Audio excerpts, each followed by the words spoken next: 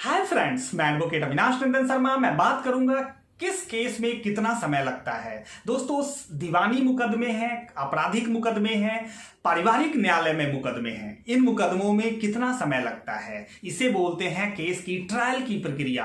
Trial में कितना वक्त लगता है इसके निर्णय आने में। इसके बाद अपील है दोस्तों, जो सेशन कोर्ट में भी अपील दायर होती है, हाई कोर्ट में होती है, सुप्रीम कोर्ट में भी अपील होती है, उनमें कितना वक्त लगता है। कुछ ट्रिब्यूनल्स हैं। इस तरीके से सुप्रीम कोर्ट की कुछ गाइडलाइंस आ गई हैं कि केस का निपटारा कितने समय में करना है। मैं इन सब की कुछ चर्चा करूंगा दोस्तों। मैं विशेष रूप से बताऊं कि फैमिली मैटर्स में जो पारिवारिक न्यायालय हैं वहां लंबी प्रक्रिया हो जाती है, क्योंकि वहां मीडिएशन है, वहां काउंसलिंग की प्रक्रिया है, दोनों पार्टी के बीच समझौता कराने की कोशिश होती है, उनके माइंड को कूल करना, उनको थोड़ा सांत्वना देना, उनको शांति के साथ सुनना, या फिर उनके मामले में फैमिली के हर एस्पेक्ट्स को देखने में वक्त लग सकता है। इसलिए कहते हैं कि अगर किसी ने डिवोर्स फाइल किया है तो कम से कम उसे 4 से 5 साल लग जाएंगे अदालत में। और दोस्तों, वहीं डिवोर्स के अलावा जो भी फैमिली कोर्ट्स की रिलीफ्स हैं, बच्चे की कस्टडी है, बच्चा किसके पास जाएगा, ऐसे केसेस भी 2 से 3 साल में निर्धारित हो रहे हैं। अब मैं बात करूं दोस्तों फैमिली कोर्ट की जो सिचुएशंस हैं, उसके बाद क्रिमिनल कोर्ट्स, क्रिमिनल केसेस में एक ऐसे ऑफेंसेस होते हैं जिसमें सजा 3 साल तक की होती है, और उन ऑफेंसेस का जो ट्रायल है वो मजिस्ट्रेट के पास होता है, और मजिस्ट्रेट उनको कम से कम 4 से 5 साल में निर्धारित कर रहे हैं। वैसी केसेस को जो प्रक्रिया है वो काफी लंबी हो रही है दोस्तों। सुप्रीम कोर्ट ने इस पे गहरी चिंता जताई है। सेशन कोर्ट में जो केसेस हैं जिसमें 7 साल तक या उससे अधिक की सजा है, वैसे केसेस सेशन कोर्ट में जो चल रहे हैं उनमें भी कम से कम उसके निर्णय आने में 10 साल का वक्त लग जाता है, 8 साल का वक्त लग जाता है। दोस्तों, सुप्रीम कोर्ट्स ने रिसेंटली हाल में बिल्कुल ही एक नए प्रक्रिया, एक नए हिंदुस्तान को बनाने की कोशिश की है, और एक गाइडलाइंस जारी किया है इन लोगों ने कि क्या होना चाहिए। दोस्तों, अब मैं बात करूं कि बाकी जो केसेस हैं, जैसे चेक बाउंस का केस है। एक बंदा सोचता है मैं चेक फाइल करूंगा और मुझे पैसे मिल जाएंगे। चेक के केस में कितना वक्त लगेगा। एक दौर था जब 12-12 साल तक लोग चेक के पैसे लेने के लिए अदालत के चक्कर लगाते थे दोस्तों। और एक अब वक्त है जब कोर्ट ने चेक के केसेस की टेक्निकलिटी को बहुत ही लिमिट करते हुए ये बोला है कि इसे आप 2 से 3 साल में निर्धारित करो, इसे डिसाइड करो। तो चेक बाउंस के केसेस की प्रक्रिया थोड़ी तेज हुई है, मैं आपको बता दूं। फिर भी जो अलग अलग कोर्ट के अलग अलग नेचर होते हैं, 3 से 5 साल का वक्त यहां भी लग सकता है। और दोस्तों, कुछ एमएससीटी के केसेस हैं, मोटर एक्सीडेंट्स के केस हैं जिसमें क्लेम फाइल करनी होती है। ऐसे केसेस को जल्दी निर्धारित करने की कोशिश की जा रही है, तो ऐसे मामले में भी 4 से 5 साल का वक्त जाएगा।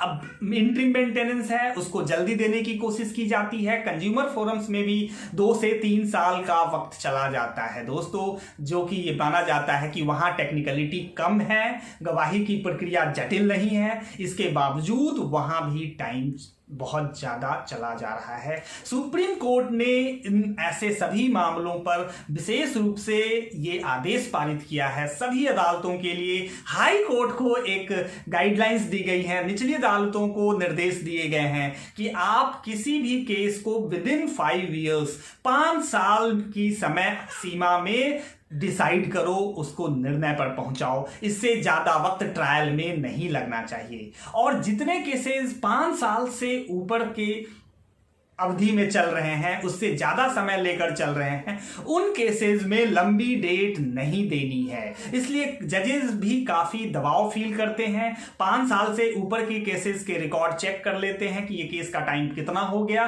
वैसे केसेस में 100 डेट दी जा रही है दोस्तों सुप्रीम कोर्ट की गाइडलाइंस के बाद। और ये साफ तौर पे बोला गया है कि बेल एप्लीकेशन को निचली अदालत 1 सप्ताह में निर्धारित करेगी, और जो हाई कोर्ट है वो 1 महीने में उस पर डिसीजन सुनाएंगी। इससे ज्यादा आपके वक्त तक आप बेल एप्लीकेशन को अपने पास नहीं रख सकते। ये एक तरीके से सुप्रीम कोर्ट की गाइडलाइंस के अंदर जो बातें हैं वो फॉलो होनी चाहिए। दोस्तों ये बहुत ही इंपॉर्टेंट इशू है। मैं आपको बता दूं कि वक्त बहुत ज़्यादा लगने का जो सिलसिला है जुडिशियरी के साथ, इसके बहुत सी जो है कारण हैं जिसके एक्सक्यूज देकर ये कहा जाता है। तो सुप्रीम कोर्ट ने साफ बोला है कि कोई भी एक्सक्यूज नहीं चलेंगे, बहुत लंबी प्रक्रिया नहीं चलाई जा सकती है। स्पीडी ट्रायल फंडामेंटल राइट्स है, आपका मौलिक अधिकार है और इस मौलिक अधिकार का हनन नहीं होना चाहिए। आप स्पीडी ट्रायल की प्रक्रिया को नहीं रोक सकते। और दोस्तों 2000 के करीब सन 2000 में इस fast track court FTC fast track court के एस्टैब्लिशमेंट की बात की गई और उसके लिए कुछ ऐसे कोर्ट्स स्थापित किए गए सभी स्टेट्स में। उत्तर प्रदेश में सबसे ज्यादा फास्ट ट्रैक कोर्ट है, सभी स्टेट में फास्ट ट्रैक कोर्ट की स्थापना की गई है, दिल्ली में फास्ट ट्रैक कोर्ट की स्थापना की गई है। और यहां ज्यादातर जो सेक्सुअल हरासमेंट, जो विमेन के साथ गैंग रेप या किसी ऐसे तरीके के मामले आते हैं तो उनको फास्ट ट्रैक कोर्ट में भेजा जा रहा है ताकि त्वरित कार्रवाई हो सके, जल्द निर्णय हो सके, लोगों को लग सके कि हाँ ऐसे मामलों में जल्दी न्याय हो रहा है। तो दोस्तों फास्ट ट्रैक कोर्ट को एक एक्सपेरिमेंट के तौर पे लाया गया था, लेकिन फास्ट ट्रैक कोर्ट की जो प्रक्रिया है वो अच्छी हुई। इसके कारण फास्ट ट्रैक कोर्ट अधिक से अधिक बनाने के ऑर्डर हो रहे हैं और उसको कंटिन्यू किया गया है।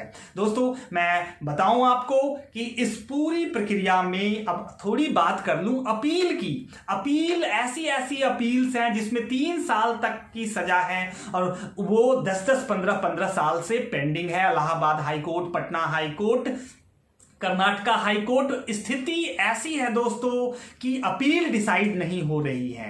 तो ऐसे मामलों में ये देखना होता है कि क्या अपील वाला बंदा जो अपील में आया हुआ है क्या वो जेल में है। तो अपील को भी सुप्रीम कोर्ट ने बोला है कि वैसी अपील आप इमीडिएटली मतलब साल से 2 साल में आप फाइनल करोगे, उस पर निर्णय सुनाओगे, उसे पेंडिंग नहीं रख सकते।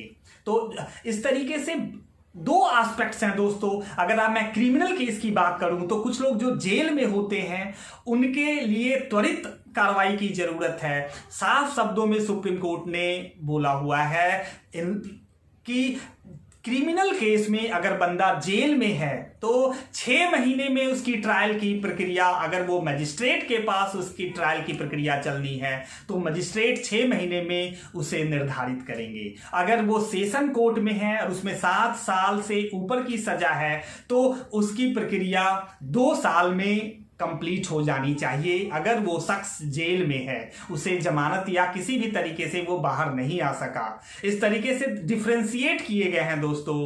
मैंने कोशिश की है कि करीब करीब इन सारे मामलों को आपके सामने रखूं और बहुत एक इम्पॉर्टेंट इशू है कि भाई कौन सा केस कितना समय तक चलता है। तो दोस्तों मैं आशा करता हूं आप हमारे इस वीडियो को पसंद करेंगे, हमारे चैनल को लाइक करेंगे। मैं फिर मिलूंगा अगली वीडियो के साथ। Bye bye.